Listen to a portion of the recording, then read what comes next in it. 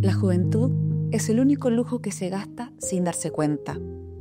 Uno vive como si la vida fuera un ensayo general, como si siempre quedara tiempo para corregir, para cambiar, para ponerse serio algún día. Y sin embargo, nadie te avisa cuál será ese día. Nadie te dice en qué momento exacto dejas de ser joven y empiezas a pagar la cuenta de todo lo que postergaste.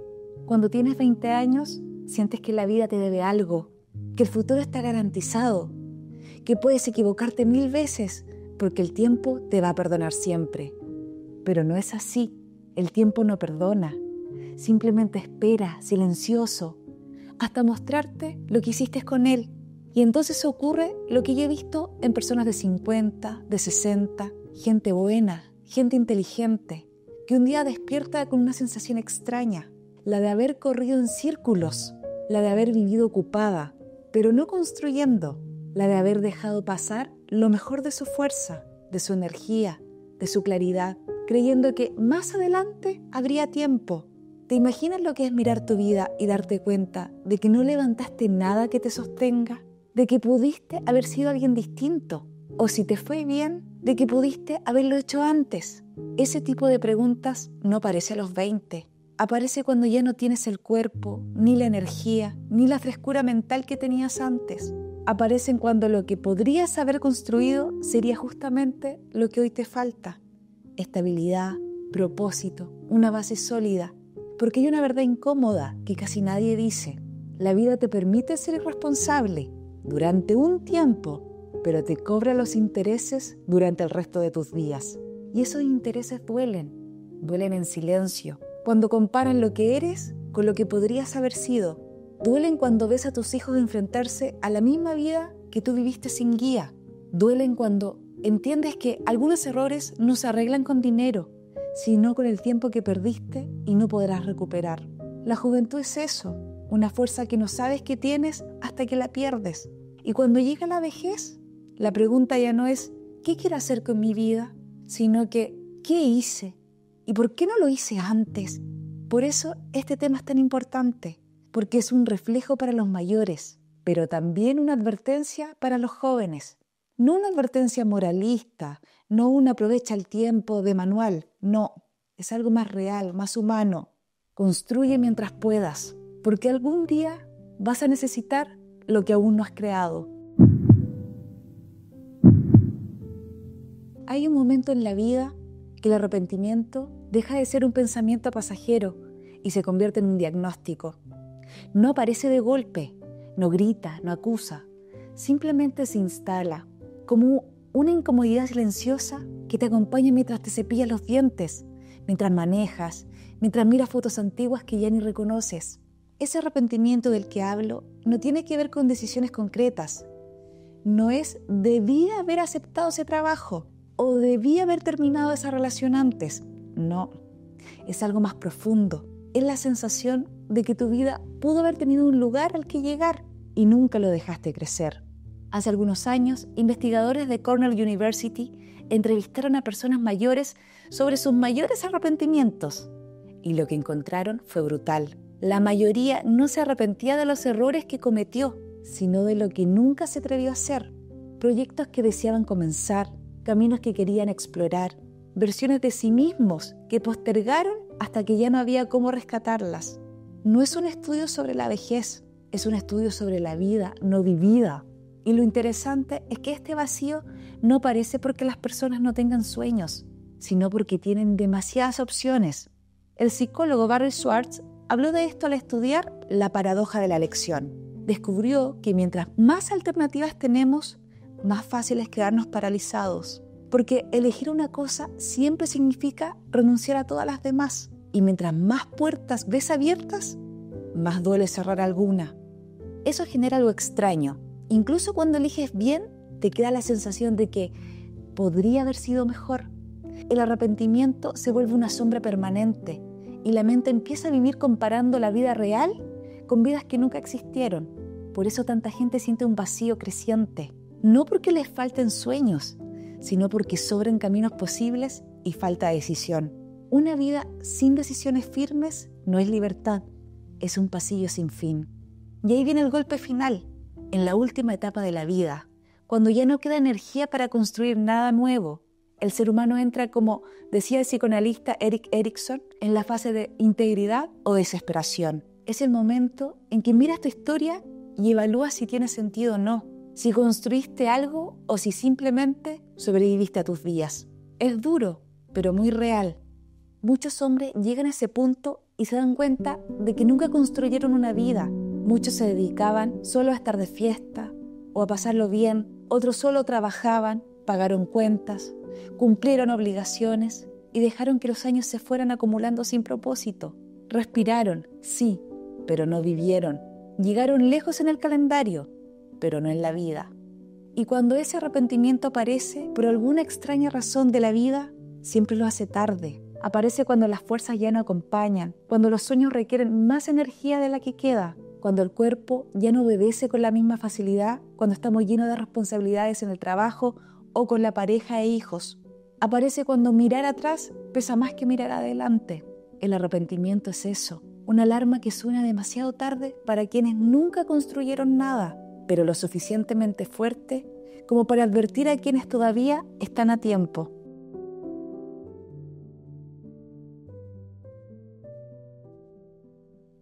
Hay una idea que atraviesa siglos enteros de pensamiento. No es la vida la que se acorta, somos nosotros quienes la dejamos escapar. Séneca, ya en el siglo I, decía: no es que tengamos poco tiempo, es que perdemos mucho. Y cuando uno lo lee de adulto, con cicatrices, con responsabilidades, con cansancio acumulado, la frase se siente distinta. Ya no suena como una frase elegante o filosófica, sino como una advertencia real. Algo que ahora entiendes de verdad porque lo viviste. Séneca insistía en que la vida alcanza para todo lo importante, pero solo si uno deja de vivir como si fuera eterno.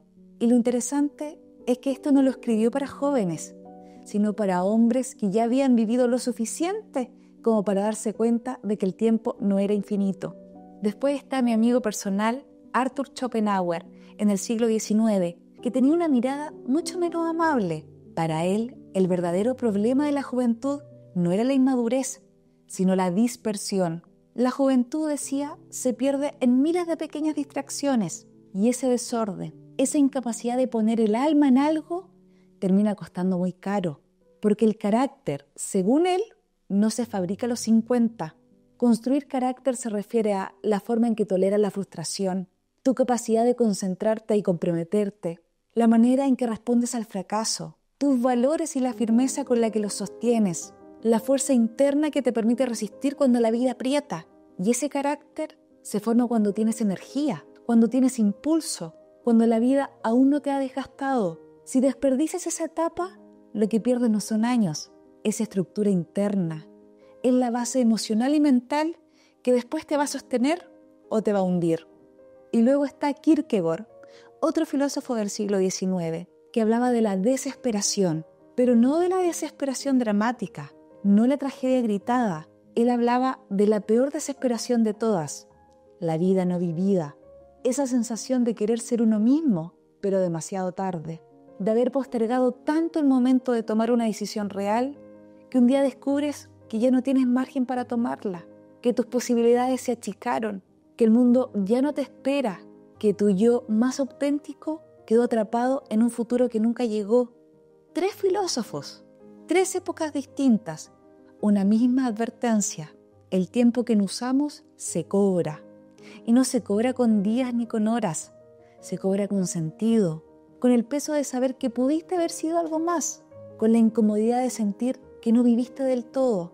Y lo más duro es que ninguno de ellos hablaba desde la teoría, hablaban desde la experiencia humana más universal, esa pequeña punzada que aparece cuando te das cuenta de que una parte importante de tu vida la dejaste pasar sin darte cuenta.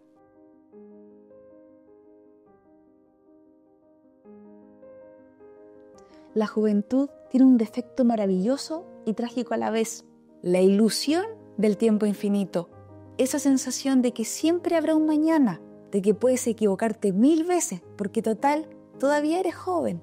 Y claro, cuando eres joven no tienes idea del costo real del tiempo, porque no lo has pagado todavía. A esa edad uno vive reaccionando a lo que pasa, a lo que invita a la vida, a lo que ofrecen los demás. No se construye, solo se improvisa. Y lo peor es que parece suficiente, parece incluso divertido, pero en el fondo esa improvisación constante es solo inmadurez emocional, es vivir sin dirección, sin estructura, sin una idea de quién quieres llegar a ser.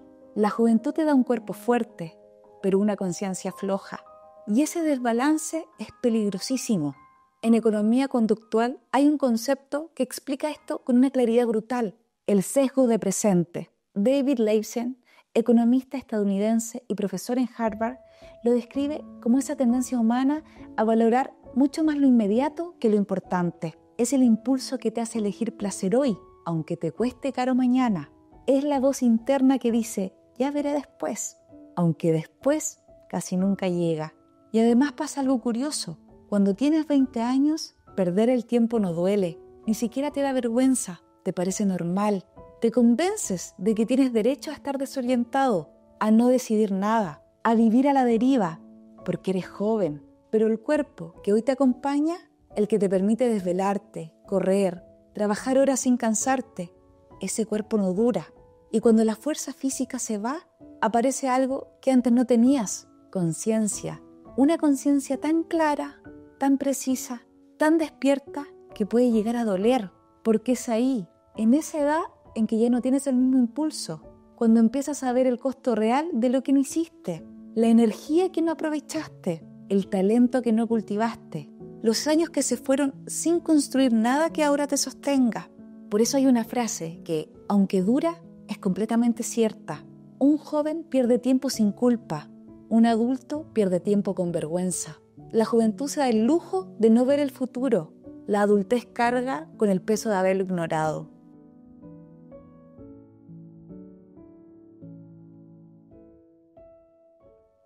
Llega un momento en la vida en que uno entiende que no basta con evitar errores.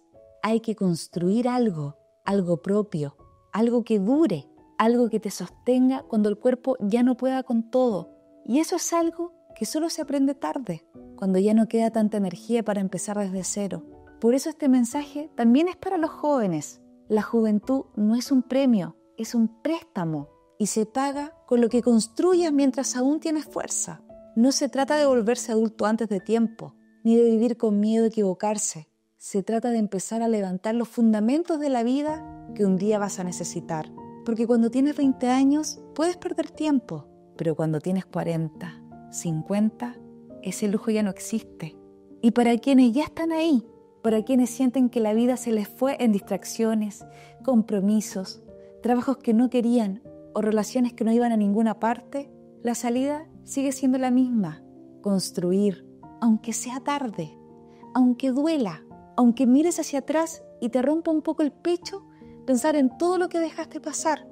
Nietzsche decía que no eres lo que eres lo que estás dispuesto a llegar a ser. Esa frase libera y también exige. Te recuerda que tu identidad no está escrita, que tu pasado no es una condena y que tu futuro depende menos de tu edad de lo que depende de tu voluntad.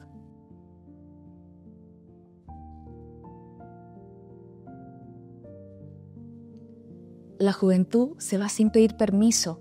Un día despiertas y ya no está. Y lo más curioso es que no se va de golpe, se va en detalles, en la energía que te cuesta recuperar, en los sueños que ya no puedes perseguir con el mismo impulso, en ese cansancio que antes no existía. El tiempo nunca avisa, nunca dice: este es tu último año sin dolor de espalda, o esta es tu última década con fuerza para empezar desde cero, y simplemente se va. Y cuando quieres darte cuenta, ya no estás en el inicio de la vida, estás en la mitad o más allá. Y ahí aparece una verdad que duele. No duele lo que hiciste, duele lo que no construiste. No duele el camino equivocado, duele no haber tomado ninguno. Duele la versión de ti que pudo haber existido y que nunca dejaste crecer. Por eso este video no es un sermón, ni un regaño, ni una nostalgia barata. Es un mensaje para dos personas: para el joven que cree que la vida siempre espera, cuando en realidad es él quien debe alcanzarla, y para el adulto que vio pasar demasiados años y ahora siente que su vida se parece más a una improvisación que a una obra. A ese adulto quiero decirle algo con absoluta honestidad: No estás condenado a repetir tu historia. La vida puede volverse más digna, incluso más tuya, cuando decides construir, aunque ya no tengas 20. La vejez llega, sí. La cuenta llega, también. Pero hay algo que mucha gente olvida. La dignidad también llega cuando empiezas a edificar tu vida con intención, aunque sea tarde, aunque tengas miedo, aunque te tiemble un poco la voz, porque al final la diferencia entre sentir que la vida te pesa y sentir que la vida te pertenece no está en cuántos años tienes, sino en cuántas veces decidiste empezar de verdad. Y tal vez esa sea la enseñanza más profunda de todo esto. La juventud es fuerza, la adultez es conciencia. La verdadera vida ocurre cuando finalmente decides unirlas. Construye algo, lo que sea, algo que te sostenga mañana, algo que te represente, algo que te justifique, algo que te guste. Porque aunque no puedas recuperar el tiempo perdido, todavía puedes construir algo que haga que valga la pena haber llegado hasta aquí. Y bueno, este video es bastante reflexivo porque me ha tocado conversarlo más de alguna vez con personas cercanas.